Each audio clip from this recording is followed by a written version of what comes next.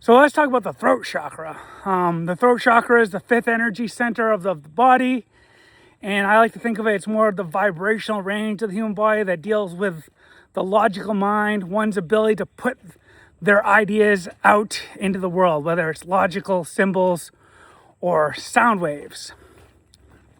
And we've had some great throat chakras throughout history. Abraham Lincoln and Martin Luther King come to mind. They had a almost godlike ability to put their logical mind out into the world.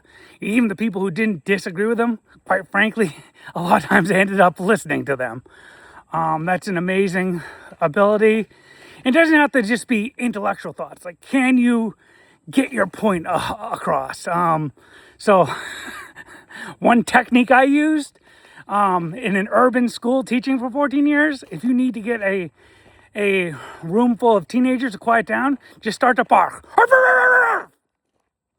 I know the Harvard professors that are sipping tea would look down upon that, but you know what? With me, 100% success rate. And the next thing you say, they're going to listen to, because they're worried about what that crazy werewolf is going to say at the front of their classroom. So, but anyway, here I am discussing half of the throat chakra, the masculine part, the forcing yourself out there, the aggression but there's the feminine side too, which is just as important. I take the pretty hard position that those are the two halves of reality, and the masculine and the feminine always need to balance. So the feminine side of throat chakra is your ability to be receptive, to take information from the outside world and logically process it.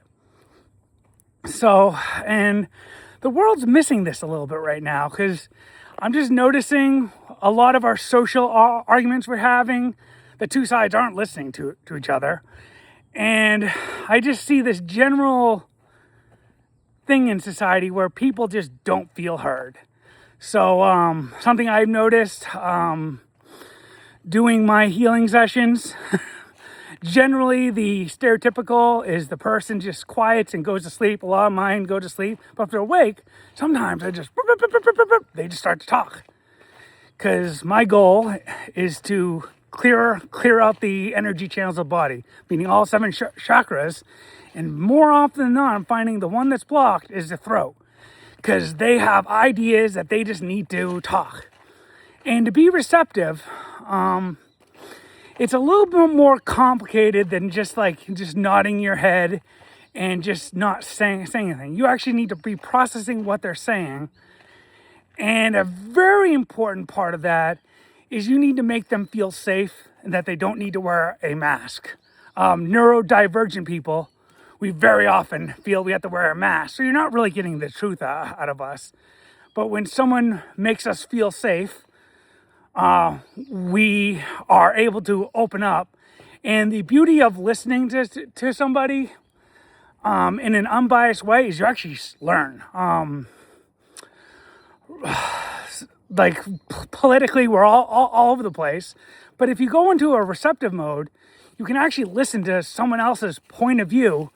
And oftentimes it makes sense, or at least you understand this person's coming from these circumstances. So I see how they think that way, which is fine. You don't need to vote the way that they do. You don't need to punch them in the face. Just be receptive. And that's actually how the collective consciousness of humanity grows. Because if you ask me, we're all little specks of God looking at the same hologram from a different angle. And the fact that angel and angle, those words sound almost the same, that is not a coincidence. God bless.